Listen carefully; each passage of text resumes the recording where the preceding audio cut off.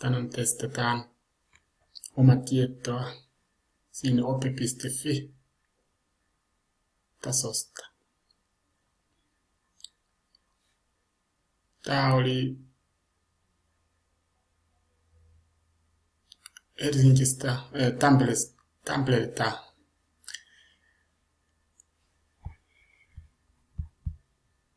lommake ja se kysyy, mitä mä tiedän Psykopassista ja sitten monet kysymystä ja pohditaan sitä ja anna mitä mä tiedän, mitä tarvitaan kehittää enemmän ja mitä mä osaan, mitä saa jakaa muille, vaikka opiskelijoille.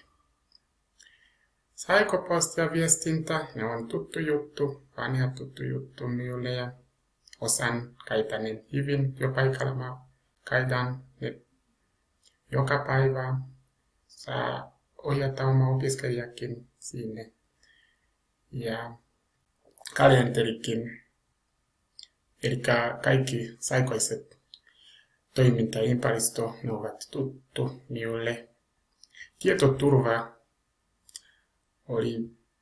en tiesi liian paljon, mutta tällä hetkellä tiedän paljon, kun olen lukenut oppimateriaalia, kurssin oppimateriaalia, sain mielestä hyvä tietoa siihen. Ja tällä hetkellä tiedän, mitä jakaa, mitä ei saa jakaa, ja jos on jaettu, mitä kirjoittaa siihen, ja tekijäoikeus ja niin edelleen. Kaikki tekijäoikeuskin on tuttu tällä hetkellä, mutta ennen tämä kurssi en tiesi liian paljon siihen. Mutta tällä hetkellä mä tiedän, mitä saa käytetä ilmaiseksi ja mitä saa käytetä mainittaa tekijä. Vaikka jos lupa saakin kysyä tekijältä. Sähköinen asiointikokonaisuuskin on tällä hetkellä tuttu. Mutta kuitenkin, kun se joka päivä tulee uutta, pitää oppia joka päivä.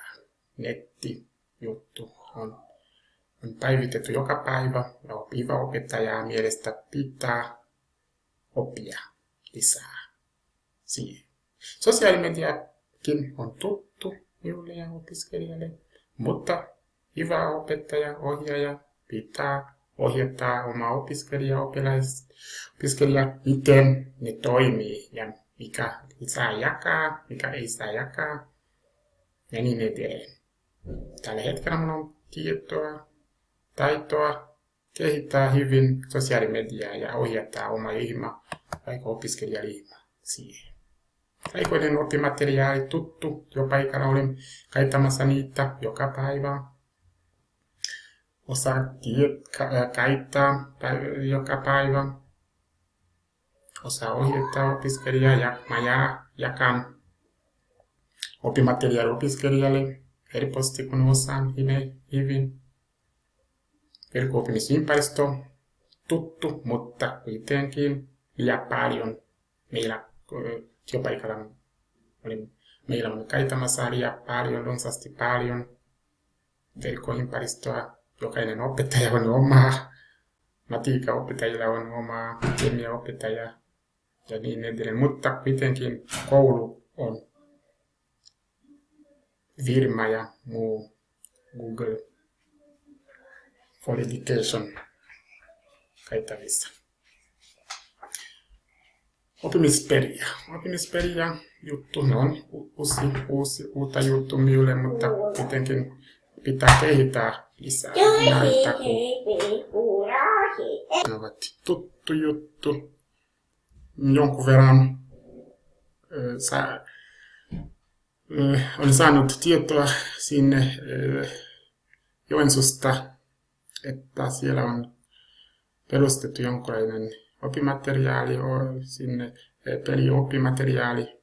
Haluaisin tutustua siihen ja tietää lisää, miten voin käyttää niitäkin matematiikan opettamisessa. Haluaisin kiinnostaa niitä eikä kannata kehittää näitä, eli jonkun verran oppimisessa ja kiinnostaa niitä. Mutta tällä hetkellä mulla ei ole tietoa, mutta haluaisin kehittää näitä. Ja sitten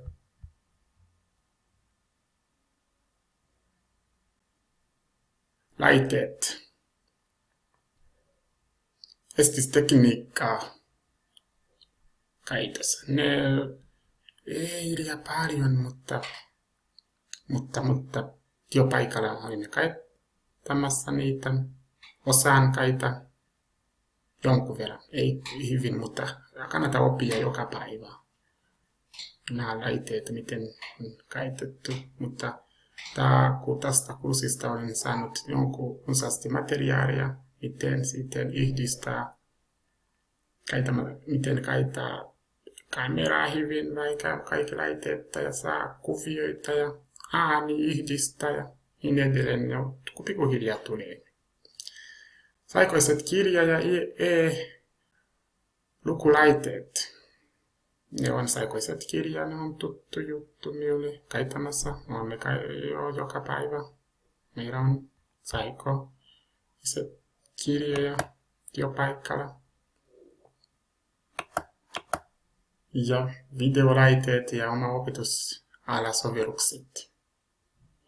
Nämä sovellukset on työpaikalla meillä on.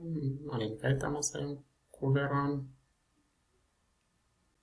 Videolaitteet opetuksessa ei ole olemassa, mutta kuitenkin netissä löytyy Opetus TV. Se on suosikki TV, matikkaopettajia aina käytetään, vaikka suosittelee sitä opiskelijalle. Ja tietokone, puhelin, tabletti, ne ovat kaikki tuttu minulle ja ohjataan opiskelijaa, käytä niitä hyvin, jos tulee jonkinlainen laskinta vaikka juttu, muina niin edelleen, me autetaan me. Mulla on tietoa siihen ja ohjataan oma opiskelija ja videolaitteet, tämä oli ennen tämä kurssi, en tiesi mitään tästä, mitä tällä hetkellä olin opiskelemassa niitä ahkelasti. Tämä kurssi lopussa sain valmiukset siihen. Verkkojuttu ja verkkohallinta. Mulla oli tietoa siihen. Yliopistossakin olin käyttämässä sama näitä systeemi 3G-jutut ja miten hallintaa niitä ja osaan ne jonkun verran.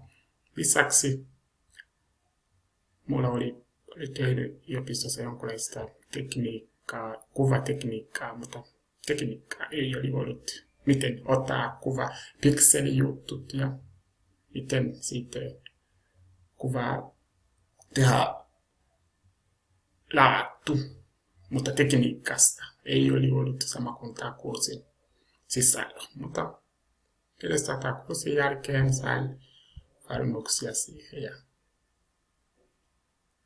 annan itselle tsemppiä, kun opii hyvin ja mielestä kun kurssi loppuu, mä saan koko kurssi kiinni ja jaksaa on valmis käyttää näitä oppimisessa. Kiitos.